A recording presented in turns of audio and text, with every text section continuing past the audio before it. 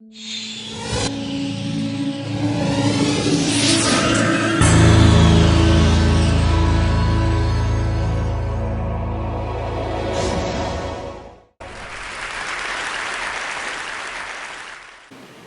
so about 14 years ago, when my family first moved to the United States, my mom was victim to identity theft. Her driver's license information was stolen, although thankfully nothing major came out of it aside from an investigation. Well, you might ask, what does this have to do with quantum computing? And what that has to do is, quantum hacking is ludicrously powerful. In essence, quantum computers can do large prime factorizations in a matter of minutes. Now, this is something that regular computers would take billions of years to do, if they could even do it at all. Needless to say, current cybersecurity does not stand a chance at all. But we all know what regular computers are, right? They're your phone, your computer, your Xbox, your car, even your Samsung smart fridge. And they use binary to perform calculations and make decisions. And we use them to do homework, play video games, and watch all kinds of TikToks. Now, a quantum computer is very similar in what it does, but it does it in a very different way.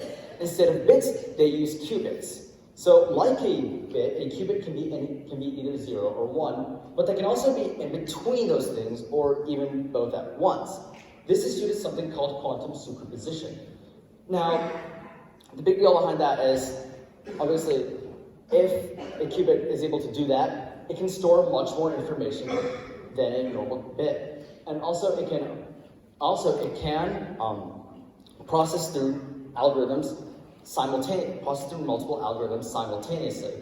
The fact that it is between 0 and 1 is sort of like Schrodinger's cat, both alive and dead, except both 0 and 1. But basically, this allows it to do things that no normal computer would be able to do. One big example of this is molecular modeling. Both Google and IBM have been using quantum computers to do that very thing, with hydrogen molecules. The other main thing that quantum computers use to be so ludicrously fast is quantum entanglement. This is basically where two qubits are in one quantum state, and changing one will change the other. We don't entirely know how this works. Even Albert Einstein called this spooky action at a distance. But the fact remains that this is what allows quantum computers to be ridiculously fast.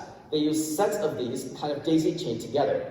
And this also means that an increase in qubits results in an exponential increase in computing power.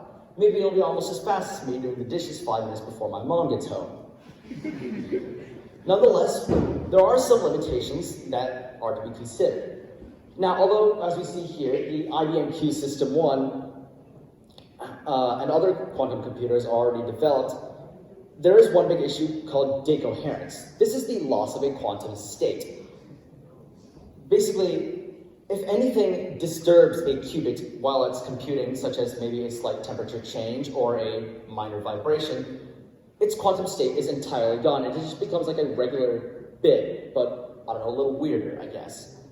And currently we use either vacuum chambers or keeping the computer at absolute 0 to do this, but we can only hold the state for microseconds at a time. This is completely impractical to do any sort of proper research for any extended period of time. More qubits and more reliable management system are needed to make a more reliable quantum computer. The other big issue with this is the cost. One qubit can run about 10 grand, and the whole rig is about $10 billion.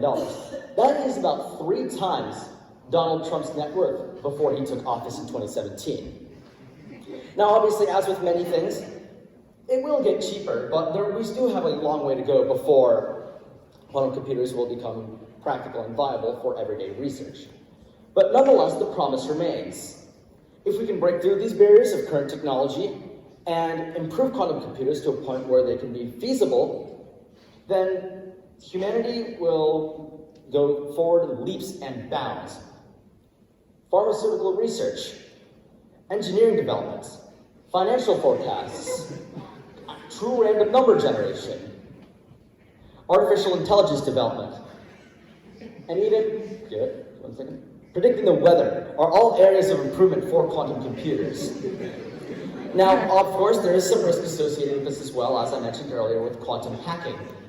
But If we can manage this risk well enough and protect ourselves against this, then I think quantum computing will be a key component in our future. As Uncle Ben once said, with great power comes great responsibility. And for now, though, smart fridges will have to do. Thank you.